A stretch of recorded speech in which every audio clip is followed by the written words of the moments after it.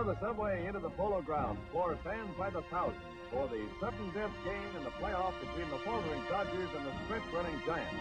Well, Franco, who lost the opener, comes on the scene with one Giant on a toss and two on base.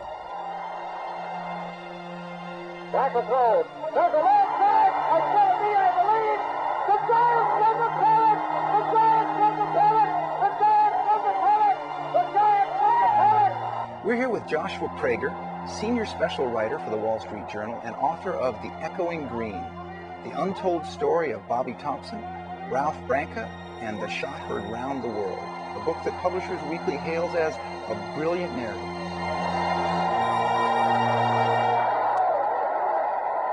So let's get into it. What got you onto this story? I called a man named Barry Halper, and I said, "Hey, Barry, I'm thinking of writing something about a Subway series. Do you have any stories to tell?"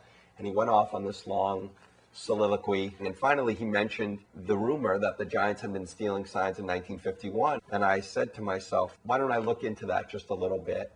And so what I did was I got a list of anyone who'd been on that team. And I called them one by one, those who were still alive. And little by little, it became clear to me that this did in fact happen. How long did it take you to write the entire book? Perhaps what took me longest was not just telling the story of the lives of Thomson and Branca, but also charting the reverberations of the moment itself, of the home run, in the lives not just of these two men, but in New York and in the country at large. Now, going up to the Shot Heard Around the World, do you think that he actually got the signal and used the signal? The signal was definitely available to him. Everyone wants to know, did he get the sign on that pitch? Did he know what was coming?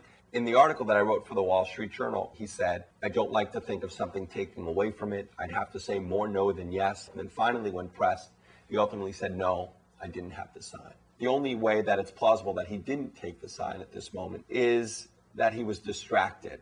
And for years, he's told a story about how on the play right before he hit his home run, there was an injury to Don Mueller at third, and that distracted him. And he says, I wasn't aware of anyone else in the ballpark but the pitcher. I wanted to talk to Thomson and Branca about what it was like to hold on to this secret for so long, because Branca found out that the Giants were stealing signs in 1954. And when the story itself came out, they went on TV and radio and were very open about it.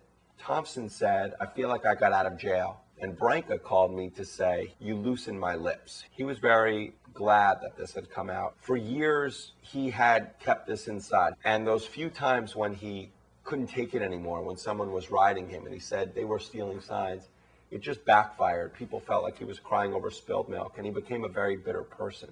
It affected their relationship because for years there was this unspoken divide between them. And they have told me that their relationship is much better as a result. A wonderfully evocative picture of the great American pastime. The Echoing Green is baseball history, American history, and biography. It's irresistible reading from any base.